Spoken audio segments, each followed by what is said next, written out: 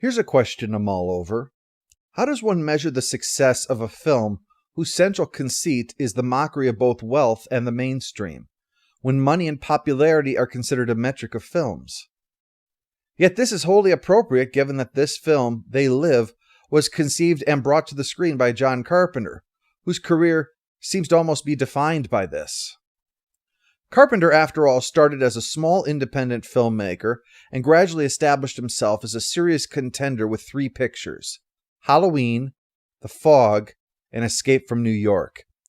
It was this that allowed him, like many directors, to transition into making films for Hollywood, leading to his 4-picture 80s stint: The Thing, Christine, Starman, and Big Trouble in Little China.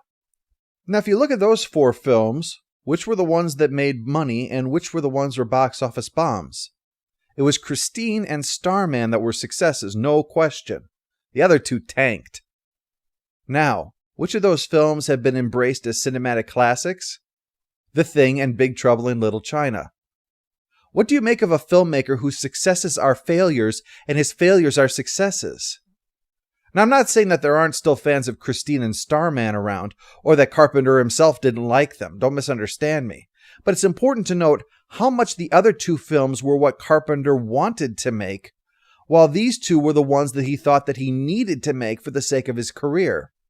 Those are the films that put food on the table, but the others, the ones that were vindicated by the passage of time, those are the ones that came from within him. It is, after all, hard to square a film like Starman against Carpenter's view that aliens should be evil in film. Thus, we can see already this rebellion against the mainstream that They Live represents, perhaps the most effective satire of consumerism since Dawn of the Dead. And that is part of where the film found its origin, the disdain for authority. Not a little streak of rebellion, but an active loathing of authority. That's what John Carpenter had. And given the time period when under Reagan's leadership social programs were being gutted, he felt this was even more of a time to thumb his nose at those at the top, those with money or power, and usually both at once. So with this film, he was going to target the establishment as overtly as possible by saying that they are literal monsters. This is a perfect fit for Carpenter, after all, as his films have often featured reluctant heroes placed in a bleak, if not outright hopeless situation that is just as likely as not to end in a Pyrrhic victory or merely delaying inevitable defeat.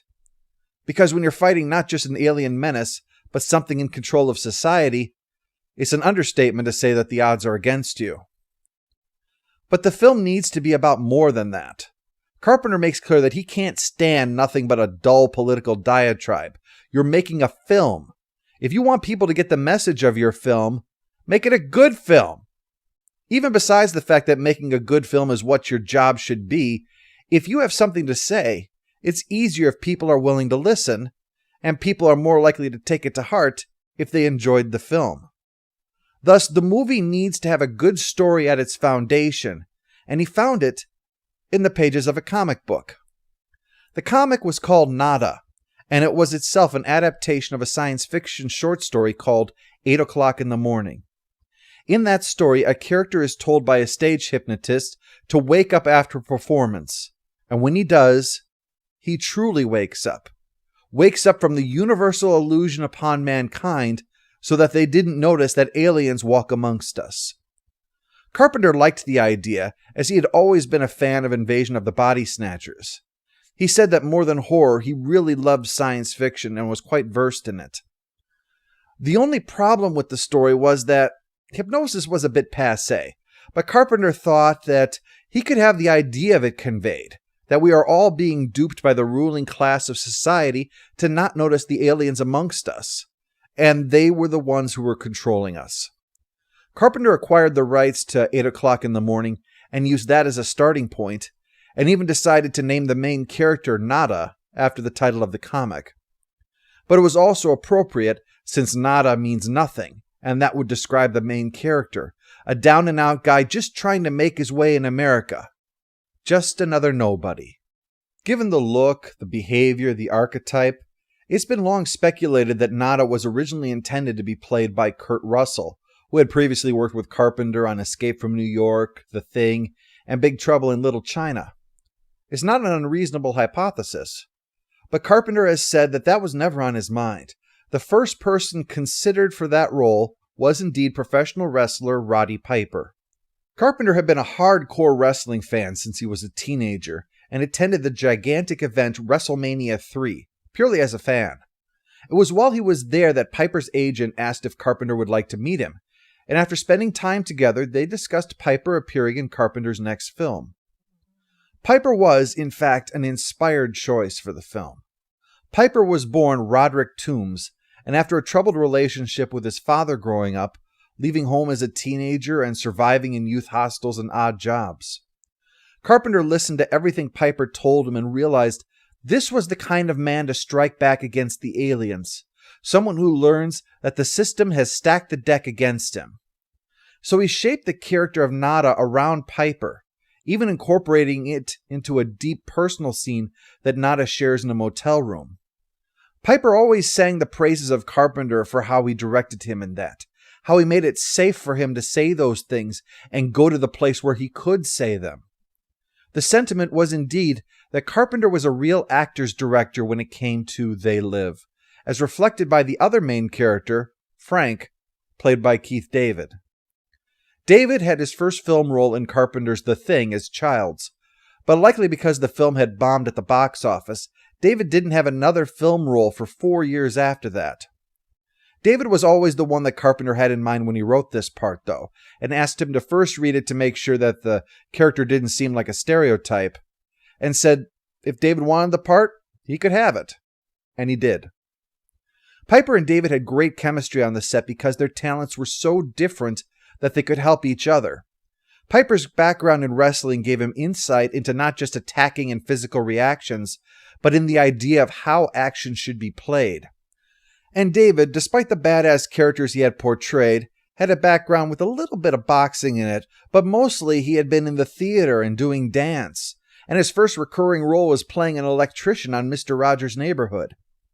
David helped Piper develop his talents as an actor then, particularly in getting his head into where he needs to be in a scene. Piper's background in wrestling also helped out with the script, because often before and after fights, he would need to do some posturing in front of the camera. And so he always carried around a notebook to write down things he might say. He shared that with Carpenter, who used them to help out with the character, most famously taking the bubblegum line before Nada begins an alien shooting spree. But the wrestling background didn't just help out with one-liners. It helped with what had gone down as one of the most memorable fistfights in film history. Inspired by John Wayne's film The Quiet Man, a fight sequence was put together with Piper and stunt coordinator Jeff Amata that would last more than 5 minutes of screen time. No wirework stunts, no fantastical moves, just two grown men beating the crap out of each other. David said it took 2 weeks to choreograph, but Carpenter thinks it might have been as long as 6. But however long it was, Piper's experience and coaching made David comfortable with the entire experience, complete trust in his co-star so that, even when blows landed, they weren't injurious. Of course, none of this would be possible if they couldn't find someone to let them make this film. After Big Trouble in Little China got creamed at the box office, Carpenter was persona non grata in Hollywood. Fortunately, an arrangement was set up with an independent film production company called Alive Films. They would get his films made and Universal would distribute them, and Carpenter would have complete creative control of it. All he had to do was remain within budget. But it was a modest budget. Gone were the days of $20 million. Carpenter had to make movies for $3 million, half of what he'd had for Escape from New York. But he had artistic freedom and so first produced the horror film Prince of Darkness, which returned $14 million on its limited release and did well on video. Prince of Darkness included Peter Jason for the first time, and the character actor would go on to appear in Carpenter's remaining films, the next of which was indeed They Live, written by Carpenter under the pen name of Frank Armitage in honor of Lovecraft, the characters from Dunwich Horror. Getting Roddy Piper ran into a small snag. At the time, Piper was basically the heel counterpart to the face of Hogan. But when Piper's star was on the rise, it was rumored that Hulk Hogan was unhappy, and so Vince McMahon stepped in and tried to block Piper being in the film. He offered to get Piper another film, But Piper wasn't interested in another picture. He really liked this one, and he liked the idea of working with John Carpenter. He went ahead with the movie anyway, and afterwards, he came back a bigger celebrity than before, and a force to be reckoned with, thanks to his enhanced reputation. Carpenter has stopped being a wrestling fan since then, although that had nothing to do with this.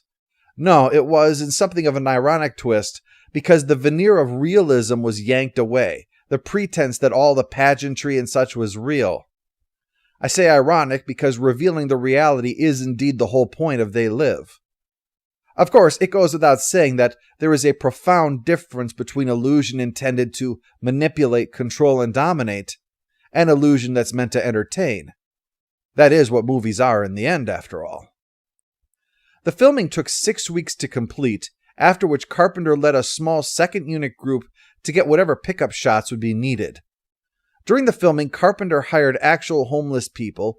Essentially, he just fed them and offered them a paycheck to basically do what they were doing anyway and just let him fill it while his actors were doing their thing. But money was tight, and coming up with solutions required creativity. The many scenes of the city were actually just matte paintings done by Jim Danforth. The more expensive shots were then milked for all they could get out of them, to try to make anything that was costly appear much bigger than it actually was, to try to stay on budget. They managed to get the film together and got it into theaters for November release in 1988. What is considered to be one of, if not the best Carpenter film, The Thing, had been up against some tough competition its opening weekend. E.T., Blade Runner, The Wrath of Khan, Rocky III, Poltergeist, Conan the Barbarian. It's a who's who of hits. It was no surprise that Carpenter's unique interpretation of the original short story Who Goes There was lost in the shuffle at the time. Well, thankfully, They Live arrived on a weekend when the competition was the opposite. New pictures were Everybody's All-American, The Good Mother, and a film revolving around U2's concert tour for a so-so album, creating a weekend environment ready for America to experience an action political satire. It was the #1 film of the weekend by a wide margin, shocking Piper's wrestling colleagues and convincing them to try their hands at films like that. But the main lesson, the one that had allowed Piper's role to work so effectively, was the character he portrayed was not what was expected. For instance, when Hulk Hogan is in Suburban Commando, he is still effectively in the Hulk Hogan persona, even if that's not the character he's playing. But the character in They Live was not Rowdy Roddy Piper. It was Roderick Toombs himself, the man behind the persona. The competition for They Live soon got tougher, however, with Child's Play, The Land Before Time, Oliver and Company, and the first Naked Gun film coming out over the next few weeks, squeezing it out of the box office, but not before it came close to bringing in what Prince of Darkness had done previously. Still, though, this would be the end of an era. This was the last film of Carpenter's that Larry Franco would produce, having been with Carpenter since Escape from New York, and Carpenter himself wouldn't make another movie for 4 years, and that was a mainstream studio Chevy Chase film that bombed. While some of his later films have found some audiences, I admit to a soft spot for both Escape from L.A. and for vampires. For many film critics, They Live represents the final effort of John Carpenter when he was still at the height of his craft, when the rebel without a cause told the world that not only did the emperor have no clothes, the emperor didn't even have a face. Let's take a look then at this film, John Carpenter's They Live.